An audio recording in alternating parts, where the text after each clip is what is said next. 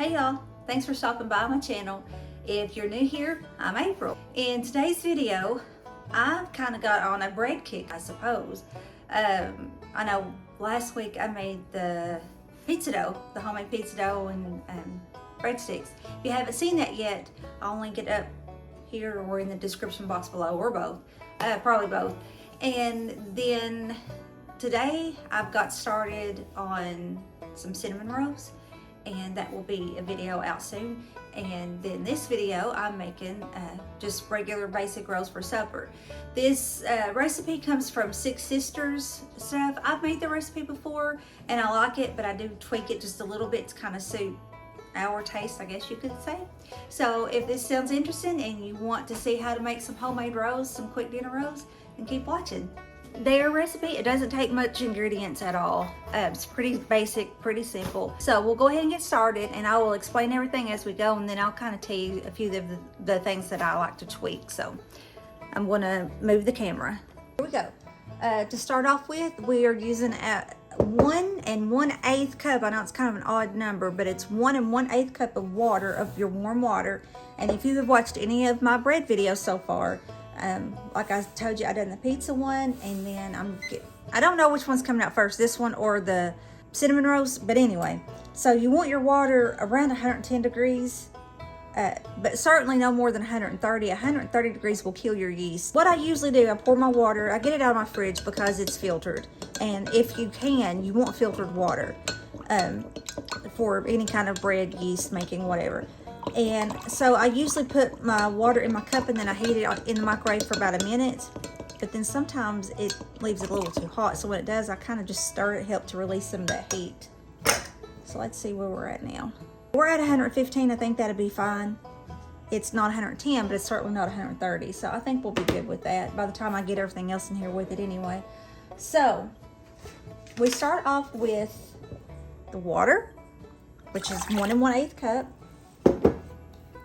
Then 1/3 cup of oil, a vegetable oil or any kind of oil, but it calls for 1/3 cup of vegetable oil.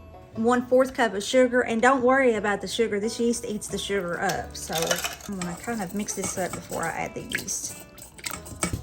All right, let's see what temperature it is now. Good, that's what I figured. It's 104 now.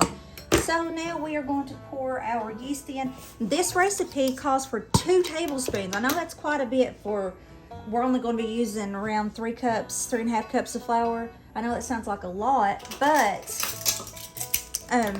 this is supposed to be a quick 30-minute bread. Now this is a 2 tablespoon spoon, so I'm just sprinkling that on the top. Okay, the towel that I normally use for this, I've got it covered over the cinnamon rolls right now, but we're gonna let this sit, and what we're doing is proofing our yeast. Okay, what this is called is proofing our yeast. What you're doing is putting it in the warm water that helps activate the yeast. The sugar feeds the yeast, and then sometimes recipes will tell you to go ahead and put your oil in with all of that, and I've not found that it affects it in any way. But then you want to take a towel, some kind of a hand towel. I really like a tea towel. This one is more terry cloth, but I prefer a tea towel, and it is in the video with the cinnamon rolls. So you take a towel of some sort, run it under really hot water, wring it out, put it over top of that, put it away in a warm spot, which I need to do that right now. And then about 5 or 10 minutes later, you're going to kind of look at your bowl with your yeast in it, and it should be all frothy, all bubbly, almost look like a bread dough, you know, itself. And that's when you know, yeah, my yeast is good, it's alive, it's active, and it's going to raise, you know, help my bread to rise. I said with their recipe, they call for 2 tablespoons of the dry active yeast. And I know that sounds like a whole lot for just the 3 cups of flour, but I think the reason why is this is supposed to be a 30-minute yeast roll. Now, I'm not knocking anybody's recipe, but I have found over the years when I fix their yeast rolls, and it could just be something I'm doing wrong, but if you don't give it that 2 rises where you let it rise your dough rise, and then you make your little dough balls, put them, and then let it rise again. To me, they're very, very dense, and I prefer my rolls to be kind of fluffy. So I use their recipe, but I do the 2 rises. I do the initial rise in the bowl, and then I make my rolls, put them in the pan, let them rise again. To me, I think that makes them a lot better. And I also add a little bit more salt. They call for half a teaspoon. I think it needs more salt than that, so I add 1 teaspoon.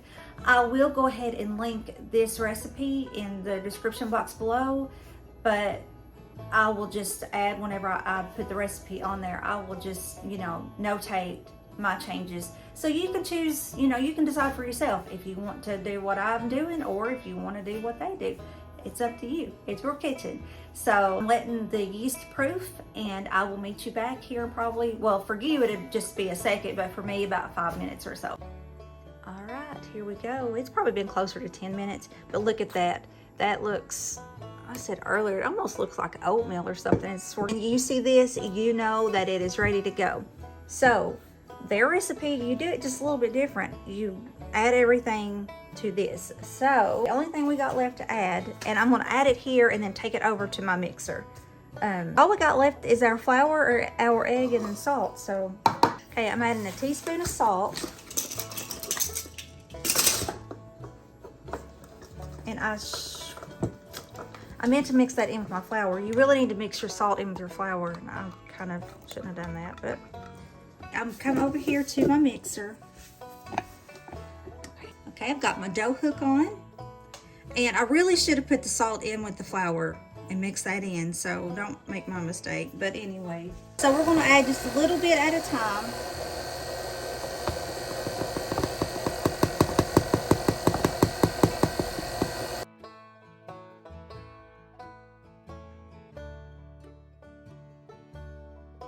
I'll turn this off a second, knock some of this flour down.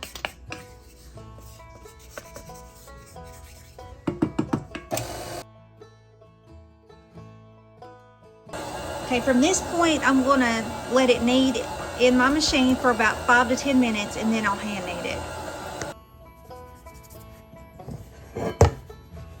Here we go. This is the rolls, and if you go, and I will link both of these to each other. If you go and watch my video on cinnamon rolls, you will see I was trying to finish up that video while before I grabbed these, and they actually rose over there, so hopefully that's not messed this process up, but, or it may just give it 3 rises, I don't know. So I'm just gonna need this a little bit. You can't even see what I'm doing.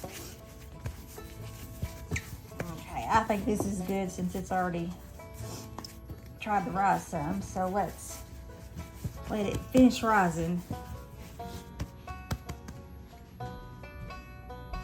I'm gonna wash my bowl and I'll be right back. Here's my olive oil. I'm gonna throw and swirl it around in that oil. Okay, then I'm gonna cover it up with a warm towel and let it sit over here. Okay, you probably can't see this, but this is rose up really good. Look at that. It is more than doubled. It's probably close to tripled. So what we're gonna do,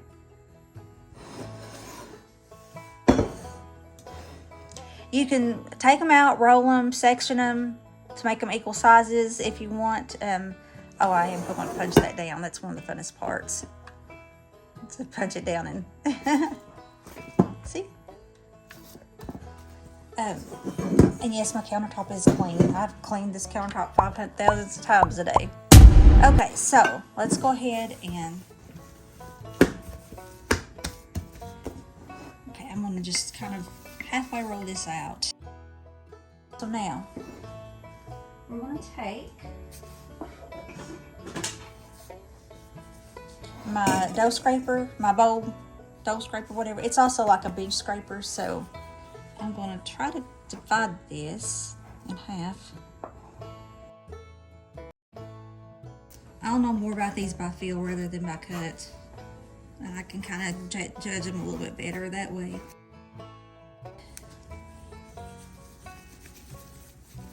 Just throw them in your hand.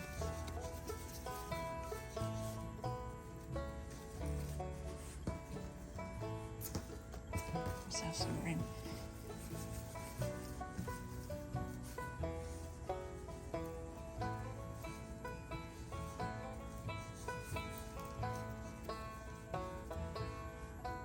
Okay, I like to take them too after rolling them, trying to get them rolled up here, and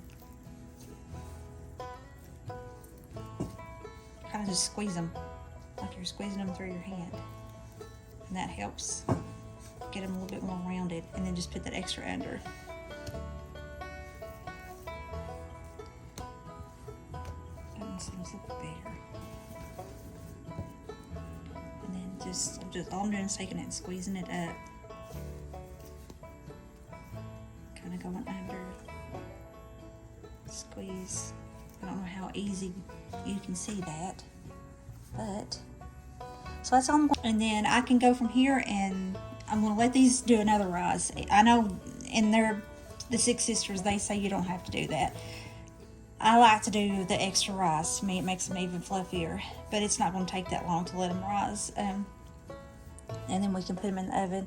I can either decide to cook all of these right now, or I can, from this point, get them rounded like this, put them in the freezer, freeze them, and well, what you want to do is freeze them flat at first, and then, if that makes any sense, like just put them in a pan, put it in your freezer, let them freeze, at least the outer edge, let them freeze, and then put them in just a baggie, and like a Ziploc bag is what I mean. And then what you do is just, when you're ready for some rolls, you just pull them out and let them unthaw and pop them in your pan, and there you go. You see what I mean? I can feel somewhat I may still not have them perfect. Some may still be smaller than others, but for the most part, I can feel if it's equal in size or not.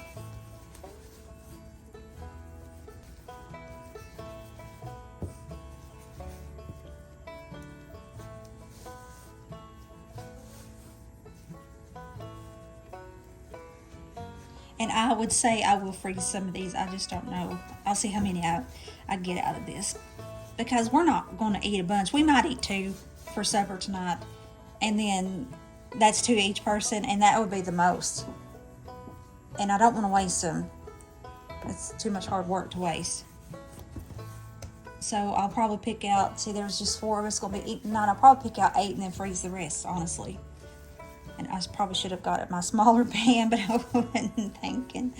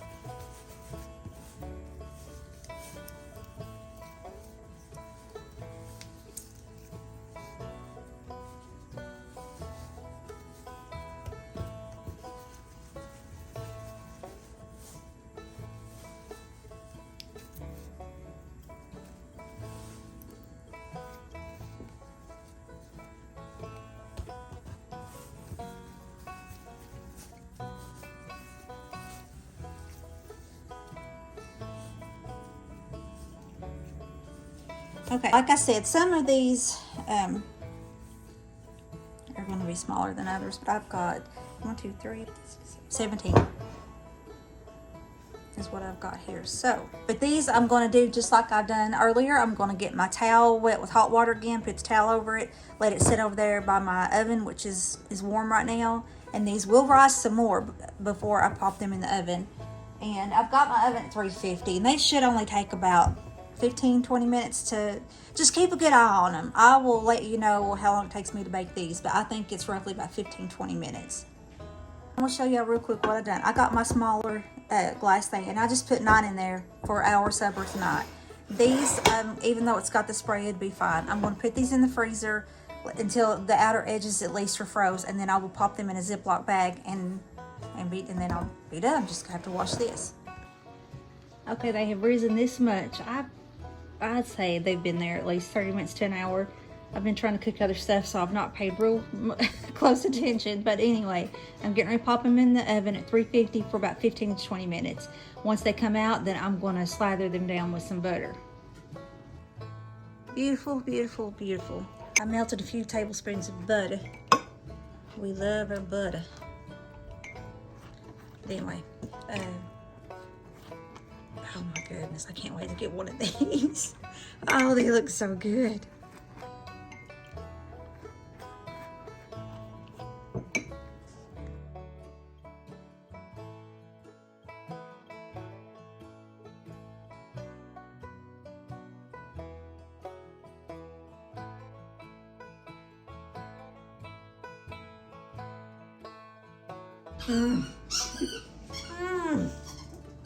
It's so good. Well, that's all for this video today, and I hope you enjoyed it. I hope it's inspired you to go out and make some for your family. And if you did like this video, give me a thumbs up, please. I'd sure appreciate it, and it helped me a whole lot. And it lets me know that, hey, I like that kind of content, April. And if you haven't subscribed yet, why not? Right there's the subscribe button. Just go ahead and push it. Go ahead and ring that notification bell. That way you know when I have posted a new video. And I hope you have a blessed rest of your day. And I will talk to you in the next one. Bye.